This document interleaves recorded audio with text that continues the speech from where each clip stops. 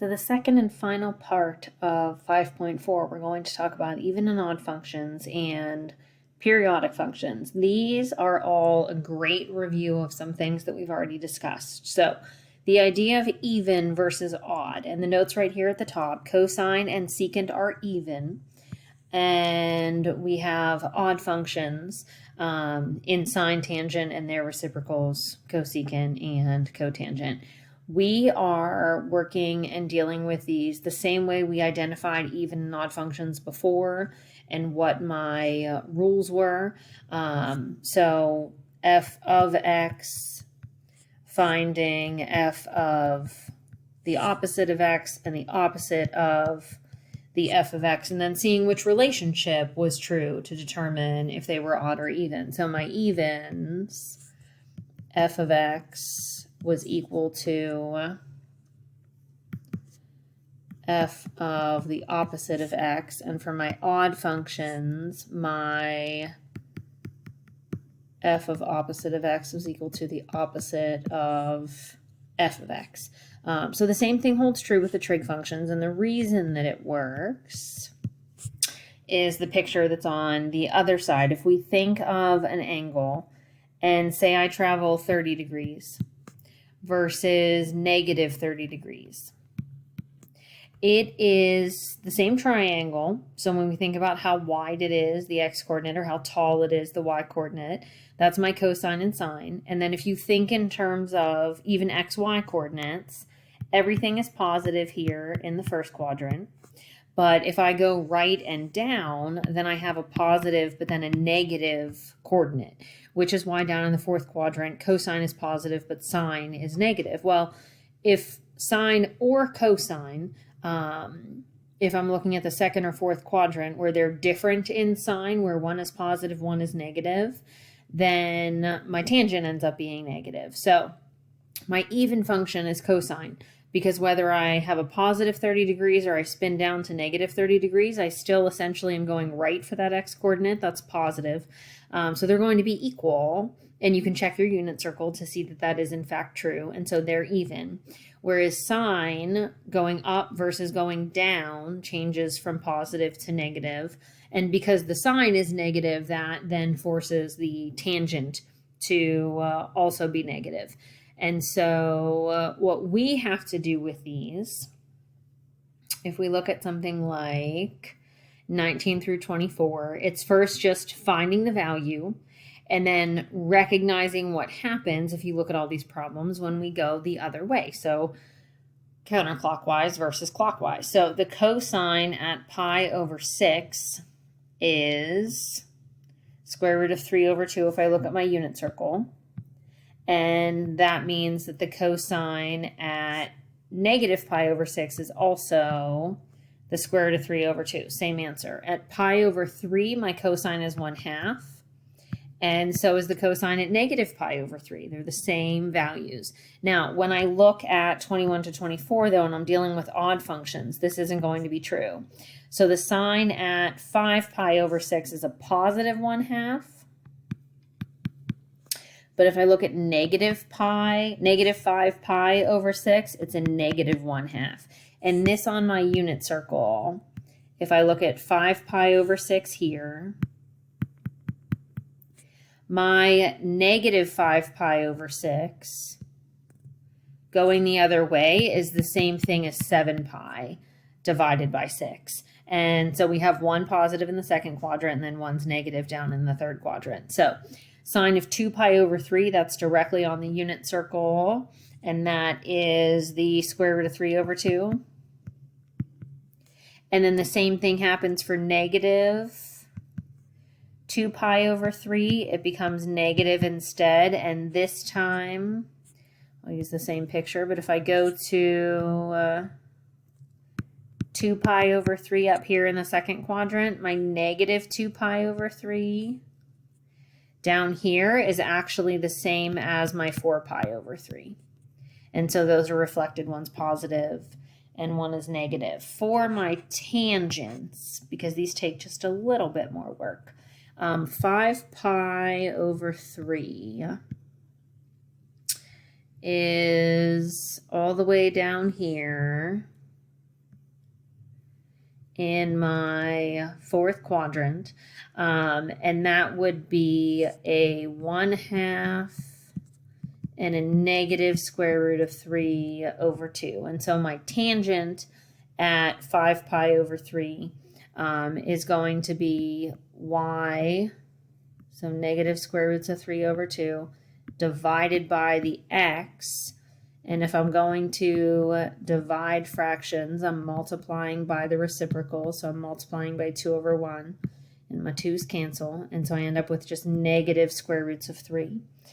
So this is a negative square root of 3. Negative 5 pi over 3 is going to be a positive square root of 3, and my negative 5 pi over 3, if I'm working in the other direction, is actually equivalent here to pi over 3. And you can see that they are both, in fact, positive values there. Sine is positive, cosine is positive, and so that's why the tangent ends up being positive, working in that direction. And then my 11 pi over 6 is going to be, and I'll do this on another little picture, almost the full way around. So that's the same as 330 degrees. So that's my 11 pi over 6. And my coordinates there would be the square root of 3 over 2 first, and then the negative 1/2 as my y. So here I run into a little bit more work. Whenever I take negative 1/2 and divide by the square root of 3 over 2, so that's the same thing as multiplying by the reciprocal, I end up with a negative 1 over the square root of 3 instead. And so this, where I'm checking my answer, is where I get into rationalizing the denominator. And so that, again, just multiplying by itself so that it becomes the square root of 9, or the square root of 3 squared is just 3. So this, if I were to check my answer, I would see the negative square root of 3 over itself, and then it would just be positive if I were to work in the other direction, which is equivalent to pi over 6 for negative 11 pi over 6. If I work backwards on my circle, that's going to be right here, so that just reflected up. So a little bit of work visualizing when we have to figure out what they're equivalent to. And again, we did have a visual of that. I don't typically add the negative direction to the unit circle, but if it helps for you to have them added, or it helps to have a second diagram where you have all of those negative measurements, but just the idea really of how they're reflected over the x-axis, hopefully it makes sense why these even and odd functions end up then just being the same value. The last part of 5.4, and this gets into some periodic functions. This was very similar to the first part of 5.4, day 1. And here we're just looking at counting off by pi over 4 instead of counting off by pi over 6. So for part A, it says to figure out the value, which we should be well practiced using our unit circle. But then part B says use periodic properties to work through it. So what happens here? For something like number 25, if I'm finding the sine of 3 pi over 4, I should just be able to look at my unit circle, or I could look at the picture that's here for me. So they're telling me that I have pi over 4 right here. This is my 3 pi over 4, just to make that a little bit easier. This would be 5 pi over 4, and then 7 pi over 4, because again, if I work my way back around, instead of writing 2 pi over 4 here at 90 degrees, that's really just called pi over 2. 3 pi over 4, 4 pi over 4 would be 180, which is just pi, and then the 5, and then this would be 6 pi over 4, again, which just reduces to 3 pi over 2. So the sine at 3 pi over 4 is the square root of 2 over 2.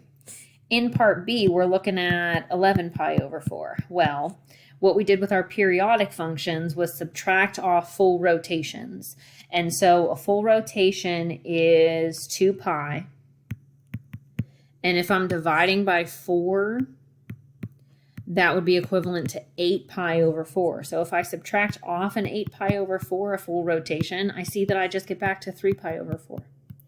And so the sign at 11 pi over 4 is just a full circle plus the 3 pi over 4. And so these two values are exactly the same at the square root of 2 over 2. That should be true for all of these. So the same thing happens with the cosine. 3 pi over 4 is negative square roots of 2 over 2. And then I see that 11 pi over 4, which again, as I just showed up in 25, is exactly the same thing. Exactly the same. Pi over 2 for 27.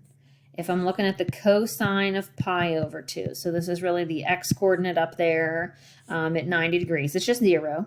And then if I look at 9 pi over 2, this time I need to subtract a full circle again. So 2 pi, if it's divided by 2, that would be the equivalent of 4 pi over 2. So if I subtract off a 4 pi over 2, I am not quite done yet. That leaves me with 5 pi over 2. So that's still more than a full rotation. Subtract off 4 pi over 2 again. And we get back to pi over 2. And so this really was like 2 1/4 circles at my 9 pi over 2. And so it's the same thing as cosine, though, at pi over 2, and it's just 0. The same exact thing happens with sine, but the sine at pi over 2 or 9 pi over 2 is 1 instead. So my tangents here for 29, the tangent at pi is, again, y over x, so it's 0 over -1 or just 0. If I look at 17 pi, this time I just need to keep subtracting off 2 pi. So if I subtract off 2 pi, I get to 15 pi. And then again, and again. And maybe you can see what it should be without writing all of these out. But just to keep going, subtracting that off the 9, I'm at 7, and then 5, and then 3 pi, and then I have to keep going until I can get to pi. So I had to 1, 2, 3, 4, 5, 6, 7, 8 times. 8 times 2 pi is 16 pi. So 17 pi minus those 8 rotations of 16 pi total leaves me with just pi, and that's why the tangent at pi and 17 pi are exactly the same. They are 0. The same thing will happen at cotangent, but this time remember that the cotangent at pi over 2 is 1 over the tangent, or it's the reciprocal. Think of it as x divided by y, and so I have 0 over 1. This is happening on purpose because if we looked at the tangent at pi over 2, it would be undefined. So we're looking at values that are not undefined instead. And then my 15 pi over 2, this again up here in this top right corner, I'd be subtracting off of 4 pi over 2 as many times as I need to. And I, again, have to do it a couple of times so that I have an answer that is somewhere between 0 and 2 pi. And so this, again, these periodic functions were a little bit tough whenever we were doing them the first time because we were dealing with the denominators, and so that was a bit challenging. Hopefully is not anymore so challenging. This one didn't quite end the same, though. I have 15 pi over 2. If I subtract 4 pi over 2, I got down to 11, and then 7, and then 3 pi over 2, which would just be 0 divided by -1 instead. And so this time I am looking at still just the 0. That happened because cotangent and tangent actually only have a period of pi, so I could have just been subtracting off the 2 pi over 2 instead of the 15 pi over 2 minus 4 pi over 2. We'll look at graphing trig functions here soon. 31 and 32, same as what we had up above.